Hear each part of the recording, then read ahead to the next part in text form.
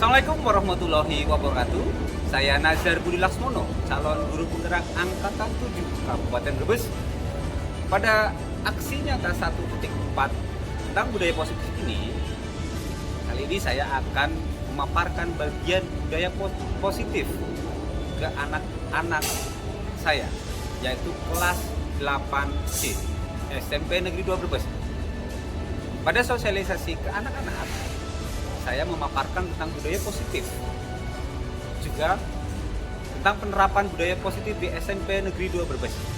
Saya juga menjelaskan ke mereka tentang segitiga restitusi, bagaimana langkah-langkah penerapannya jika siswa mempunyai masalah di sekolah.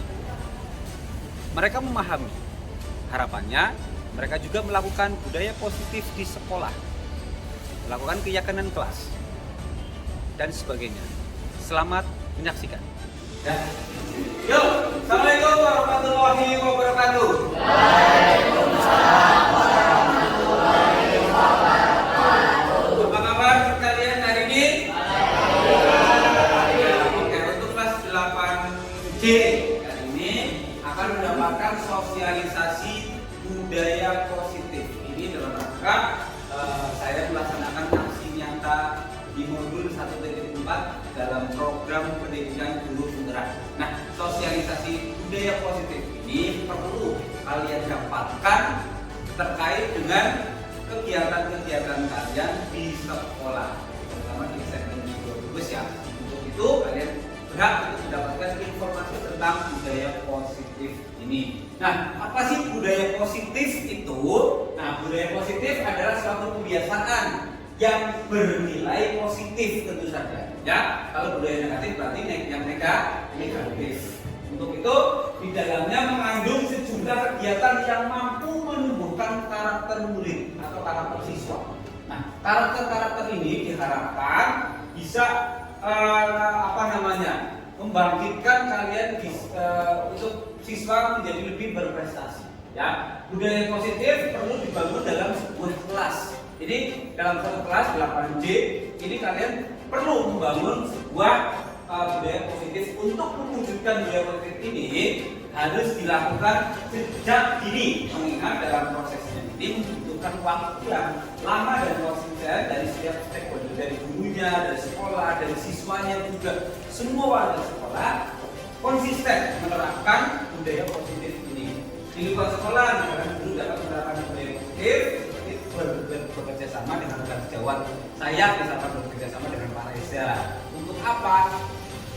OSIS misalkan dalam tugas OSIS menyeleksi, berinteraksi secara akrab dengan peserta didik, akrab, ngobrol, gitu ya. Menerapkan sikap disiplin dan bertanggung jawab serta menjadi teladan bagi peserta didik. Guru harus menjadi suri teladan bagi peserta didik. Harus berperilaku baik untuk menciptakan sebuah karakteristik kalian. Nah, budaya positif ini ada 6 hal nih, yaitu yang pertama perubahan paradigma stimulus respon. Nanti saya jelaskan langkah-langkahnya seperti apa, ya, pengertiannya seperti apa. Nah, yang kedua konsep disiplin positif. Yang ketiga adalah keyakinan kelas. Nah, ini bukan kesepakatan ya, nanti ada kesepakatan. Jadi 4 penyusunan 5 dasar kebutuhan dasar manusia. Kelima posisi kontrol, dan keenam yaitu segitiga restitusi. Nanti saya jelaskan tersendiri. Nah, langkah pertama yang tadi perubahan paradigma stimulus respon ini untuk membangun budaya positif. Nah, sekolah itu perlu melakukan menyediakan lingkungan yang nyaman, aman, agar murid mampu berpikir, bertindak, dan mencipta dengan merdeka. Ini AC mati, di sana kan masih nggak mati. Ini menciptakan lingkungan aman untuk belajar. Ya, mencipta siswa secara mandiri dan bertanggung jawab. Salah satu strategi yang perlu dilakukan adalah bentuk disiplin ini selama ini dijalankan oleh sekolah kita.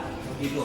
Nah, ini yang kedua, konsep yang kedua yaitu konsep disiplin positif, merupakan topik pembahasan tentang disiplin. Belajar tentang konsep disiplin positif yang merupakan unsur utama dalam terwujudnya budaya positif yang dicita-citakan oleh sekolah kita. Nah, cita-citanya apa sih? Budaya disiplin itu yang yang visi misi sekolah itu loh, visi sekolah apa ya, terpuji pada jati diri, unggul dalam prestasi, terpuji pada jati diri, responsif gender dan berwawasan lingkungan. Itu semua visi kita. Nah, mereka kepada pada saat anak-anak didik pasti mereka akan bisa belajar. Para guru juga berpendapat bahwa mendisiplinkan anak-anak adalah bagian yang menantang dari mereka. Kita sangat tertantang nih, menantang sekali. Anak-anak yang bandel, anak-anak yang suka bolos, itu kan menjadi sebuah tantangan besar bagi guru ya. Ya, bagaimana mereka dinasehati dengan sesuatu yang baik agar mereka bisa berubah, tidak membolos, tidak melakukan hal-hal yang negatif. Ada 3 macam motivasi perilaku manusia. Yang pertama adalah untuk menghindari ketidaknyamanan atau hukuman, untuk mendapatkan imbalan atau penghargaan dari orang lain, dan untuk menjadi orang yang mereka inginkan dan menghargai. Nah, ini yang ketiga yaitu keyakinan kelas. Apa sih keyakinan kelas? Dalam pembentukan keyakinan kelas, keyakinan kelas bersifat abstrak daripada peraturan. Di sini ada keyakinan kelas enggak? Kalau misalkan tidak masuk 3 hari nanti didenda, tidak tiket nanti didenda, ada enggak? Belum. Kesepakatan kelas dan tidak tertulis, abstrak keyakinan. Keyakinan kelas dibuat pernyataan universal. Pernyataan keyakinan kelas selalu dibuat dalam bentuk yang positif, tidak negatif. Misalkan yang membolos nanti akan mendapat reward, penghargaan, enggak. Itu negatif, ya. Nah, yang ketiga pernyataan keyakinan kelas, yang keempat keyakinan kelas hendaknya tidak terlalu banyak, sedikit saja, asal itu menjadi sesuatu yang positif akan membangun karakter kalian di kelas. Kelima, keyakinan kelas sebaiknya sesuatu yang dapat diterapkan di rumah tersebut, rumah masjid di kelas. Semua warga kelas hendaknya ikut berkontribusi dalam pembuatan keyakinan kelas lewat curah pendapat baik melalui secara langsung maupun di grup WA. Kalian kan di WA ada yang tidak ada bunyi ya, untuk bahkan tidak jangan gibah ya. Tapi apa? Informasi apa? Tugas. Oh, berarti sharing tugas. Ini sudah selesai nih. Oh, jadi tugas apa ya? Tadi itu makanya apa begitu? Tadi mau masuk apa begitu? Kalau itu bilang-bilang. Ya. Bersedia menilai kembali keyakinan kelas dari waktu ke waktu, berarti tinjau kembali apa yang ada yang salah, apa yang ada yang perlu perubahan. Yang keempat, punya 5 kebutuhan dasar. 5 kebutuhan dasar itu apa sih? Kalian butuh yang namanya bertahan hidup atau survive, ya kan? Ya kan? Survive kan? Dengan cara apa? Berbagai cara. Ya? Minum, bukan minuman, lalu ke mall, ya kan? Survive kan? Terus jalan-jalan. Terus menunjukkan bahwa kamu bertahan di hidup. Cinta dan kasih sayang, love and belonging. Kamu butuh nggak cinta dan kasih sayang? Butuh ya, dari ibu, dari orang tua, dari lawan jenis, dari sama jenis, enggak. Ya, ini kebutuhan untuk diterima oleh teman ya. Teman kan pasti sayang ya. Ya, sayang nggak kamu sama teman sendiri? Oh, sayang nggak? Kamu sayang nggak? Enggak. Enggak sayang, rasa sayang itu. Kebebasan, freedom. Kamu butuh nggak freedom? Butuh. Misalnya kamu punya kamar sendiri, itu kan buat kebebasan kalian untuk berinteraksi dengan diri sendiri maksudnya. Ya, itu kesenangan kamu butuh nggak? Pak, begitu kesenangan butuh. Penguasaan, membuka kemampuan atas kemampuan butuh nggak? Butuh. Butuh sekali bahwa ini saya mampu loh ini. Nah, sehingga ada penghargaan dari orang lain. Kelima, 5 posisi kontrol. Rangkaian sistem standar ada dari kontrol dari dokter, bimbingan, manajer, dosen, posisi kontrol sebagai seorang guru, orang tua, maupun atasan. Penghukum fisik verbal, patuhi tata tertib. Membuat orang merasa bersalah, biasanya guru menyampaikan dengan suara bagaimana kalau orang tua tahu kan gitu kan, ya kalau kamu ada masalah kan, lalu sebagai teman guru memposisikan Ingat, tidak bantuan Bapak selama ini. Ya. Lalu pemonitor, pengawas apa yang telah kamu lakukan. Biasanya kata-kata itu. Manajer ya, misalkan untuk mempertanggungjawabkan pertarungannya dan mencari solusinya. Jadi manajer mengatur begitu loh. Jika kalian punya masalah, ada tidak di sini yang seperti itu? Ada masalah terus ditanya sama guru seperti itu. Bagaimana kalau kamu orang tua tahu kalau kamu bersikap seperti itu di sini? Kamu bolos, kan kamu merasa bahwa oh iya guru ini biasanya menyampaikan itu dengan suara lembut, tapi membuat kamu jadi merasa bersalah, begitu kan? Nah ini jadi 5 posisi kontrol ini, ya, dan 5 posisi kontrol ini, nah ini diterapkan oleh seorang guru, orang tua atau atasan yang mau kontrol itu. Biasanya kalau kamu di rumah pun seperti itu, ya. Lalu keenam, segitiga restitusi. Restitusi adalah proses menciptakan kondisi bagi murid untuk memperbaiki kesalahan. Kamu ada kesalahan. Langkah-langkahnya adalah apa? Menstabilkan identitas. Kita semua akan melakukan hal terbaik yang bisa kita lakukan agar kamu jadi benar, ya, sesuai dengan jalannya, sesuai dengan filenya, ya. Lalu validasi tindakan yang salah. Apabila memiliki alasan, kamu validasi. Kamu melakukan kesalahan tidak? Iya Pak, saya melakukan kesalahan ini. Oke, valid berarti kalau kamu melakukan kesalahan itu, ya kan? Nanti diselesaikan, menanyakan keyakinan dan semua memiliki motivasi internal, motivasi secara dalam untuk menstabilkan perilaku kamu. Begitu. Nah, budaya positif di SMP 7 Brebes ini gerakan literasi sekolah. Ada ya gerakan literasi sekolah. Contohnya apa? Membaca apa? Ya, fiksi pada pagi, ya, sebelum awal pelajaran. Lalu dari 5R, senyum, salam, sopan dan santun. Ini ya. Iya. Oh, cuma begitu. Oh, masa senyum kayak gitu? Kan biasanya kalau kamu ke tempat aja pasti senyum ya. Iya. Jangan cemberut. Kalau kamu saya juga senyum kok kalian. Masa saya senyum pokoknya cemberut kayak gitu aja. Jangan juga izin dong. Ya. Kalau kata guru senyum nggak apa-apa, meskipun guru yang tidak senyum. Kamunya senyum aja gak apa-apa. Aja begitu ngomongin kan. Senyum itu. Jangan. Gitu ya. Budaya disiplin, kamu disiplin sesuai dengan tata tertib. Nah, ini budaya disiplin di sekolah kita perlu selalu ditingkatkan. Misalkan tidak terlambat datang sekolah. Kamu terlambat. Lebih pagi lagi. Kamu terlambat berapa kali? Nah, dalam rangka misalkan budaya disiplin. Kegiatan kebiasaan di awal dari ngasih pelajaran ada termasuk berdok. Lalu menjaga budaya dan jaga kebersihan juga ya melalui tingkat ke kelas. Lalu kegiatan ekstrakurikuler, nah itu kegiatan-kegiatan yang bersifat positif. Terus kita menangkan, terus kita galakkan bahwa kegiatan yang bagus itu. Ya, nah ini segitiga restitusi ini kamu kelihatan ya? Yang ini ya. Kamu tentunya punya alasan mengapa melakukan itu. Ini kesalahan misalkan ya. Ini yang tadi. Kegiatan kelas apa yang telah disepakati. Lalu adakah cara yang lebih efektif untuk mendapatkan apa yang kamu butuhkan? Kamu ingin menjadi seperti apa? Kamu kan sedang mencari jati diri.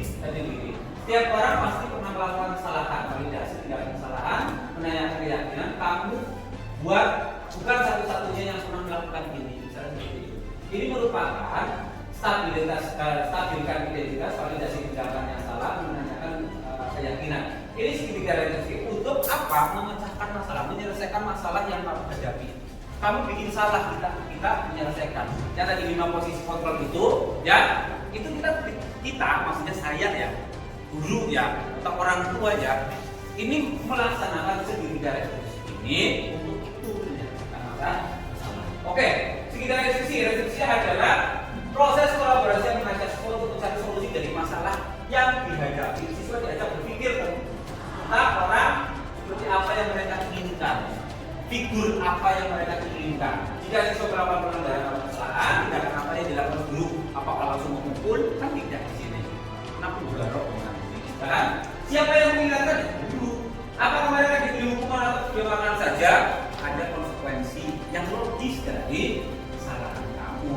Ya. Misalnya kesalahan bolos atau keluar kelas kantin, maksudnya ditendang. Tidak, ya. ya restitusi yang memberikan penawaran, bukan paksaan, desakan atau tuntutan maupun bentuk lain dari suatu tekanan yang menyebabkan seseorang itu menjadi merasa tertekan. Kamu punya masalah, kamu bersalah, punya masalah, kan tidak ditekan ya, tidak merasa tertekan. Nah, restitusi ini mampu menyelesaikan masalah peserta didik karena memiliki cara-cara sebagai berikut. Ciri-ciri bagi restitusi bukan untuk menembus kesalahan, namun bagaimana memaknai kesalahan sebagai suatu pembelajaran.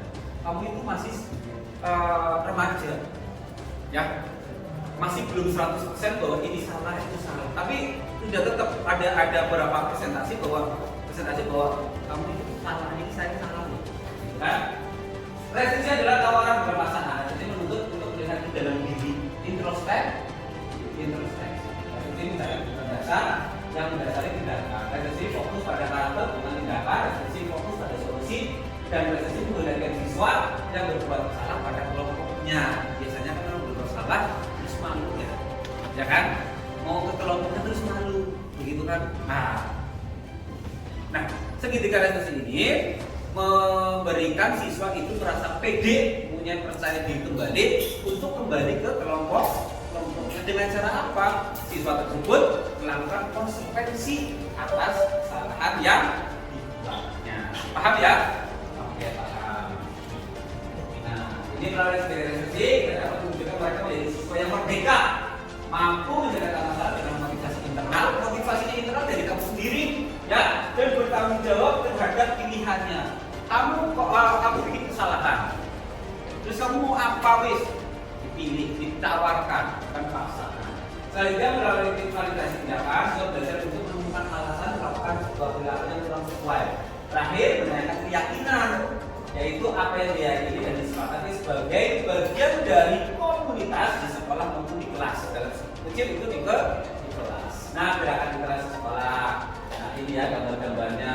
Tuh, gerakan literasi sekolah. Valid kan? Nah, ini satu belajar kali di tengah lapangan. Ini sudah pada hadiah langsung. Oh, belum. Hadiahnya kan belum. Gerakan literasi sekolah ada. Budaya di mana yang salah. Itu misalkan sapa, dan mantu. Lalu ini poster untuk mengingat dan menguatkan budaya 5S. Ada kan di kita budaya disiplin tuh.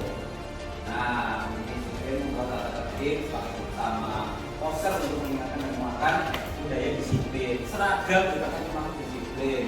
Pelaksanaan upacara bendera, tulisan awal dan akhir. Awali semua dengan duit. Kemudian juga duit. Sekian pembiasaan di awal dan akhir. Lalu mendampingi kegiatan tadarus Al-Qur'an. Nah, dunia tidak pertama. Tuh, menjaga kebersihan. Sungguh sudah dirang deh. Dirang apa piye?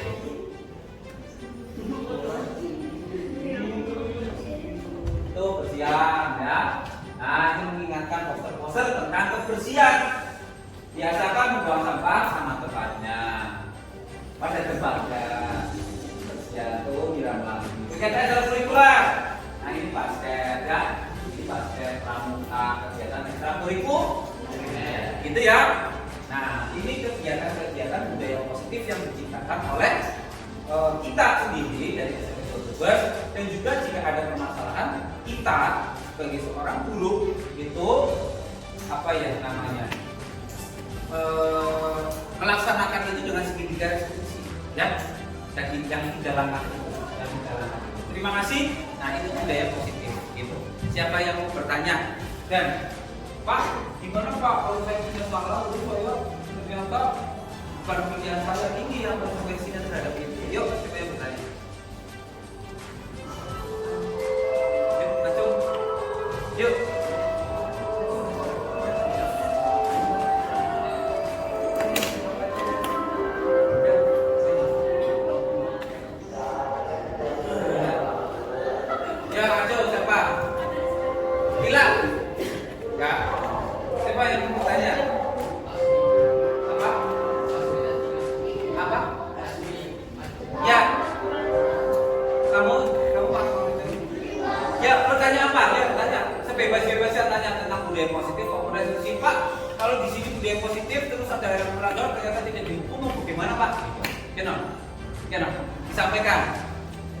Ayo disampaikan. Ayo. Ya. Tanggapan Bapak sama apa yang sering bolos? Oh ya. Tanggapan saya tentang anak yang sering bolos, saya panggil dulu ya. Ini kan ada wali kelas, BK lalu kesiswaan. Kalau saya di kesiswaan berarti melalui wali kelas dulu. Nah, wali kelas tanyain, nah ditanyakan wali kelasnya kalau ada permasalahan apa? Permasalahan apa? Anak itu kok bolos begitu. Barangkali ada permasalahan tidak betah di sekolah, tidak betah di kelas. Nanti kita ada penanganan di BK. Barangkali ada faktor psikologi ya dari dirinya. Nah, motivasinya itu dari internal. Kalau saya tanggapannya ya bolos itu berarti ada sesuatu, ada masalah di kelas. Entah itu bully, entah itu tidak punya SKM, pendamping, entah itu tidak punya uang saku misalkan ya.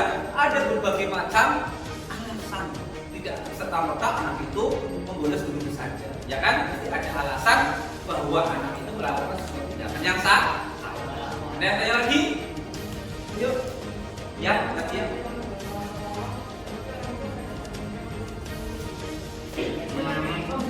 Membuli juga. Kamu langkah awalnya adalah ke BK ya.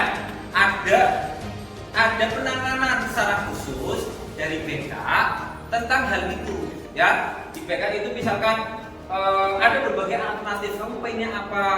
Dikumpulkan anak-anak. Saya nantinya punya pemahaman bahwa kita salah, terus orang-orang disuruh membuli. Berarti kan yang tidak baik karakternya teman kita yang itu kan ya, teman kita yang menjadi provokator untuk membuli kita. Oh, kamu salah, kamu apa? Enggak, padahal orang itu bisa dimaafkan dan punya konsekuensi untuk motivasi internal tadi, gitu. Ya, konsultasikan ke BK yang lebih paham. Kalau saya tanggapannya itu, ya tanggapannya bahwa orang yang salah itu bisa diperbaiki, ya, dan menasehati orang yang menjadi provokator agar tidak seperti itu. Kalau manusia itu tempatnya salah, hilaf, apalagi kalian masih dalam taraf belajar, gitu ya. Berarti sudah jelas semua tentang budaya positif maupun segitiga yang positif. Jelas? Nah, jelas. Terima kasih kalian sudah berada di sini dan mendengarkan, memahami, menyimak tentang budaya positif maupun segitiga yang sudah dijelaskan di sekolah kita di SMP Negeri 2 Brebes. Harapannya kalian bisa menerapkan budaya positif di setiap harinya di lingkungan SMP Negeri 2 Brebes dengan nyaman dan aman. Terima kasih. Sekian dari saya. Assalamualaikum warahmatullahi wabarakatuh. Waalaikumsalam warahmatullahi wabarakatuh. Demikianlah aksi nyata 1.4 tentang budaya positif yang saya paparkan ke anak-anak didik saya, yaitu kelas 8C SMP Negeri 2 Brebes. Harapannya mereka akan melakukan budaya positif di sekolah mereka. Juga tentang keyakinan kelas secara komunitas kecil di kelas mereka. Semoga bermanfaat. Assalamualaikum warahmatullahi wabarakatuh.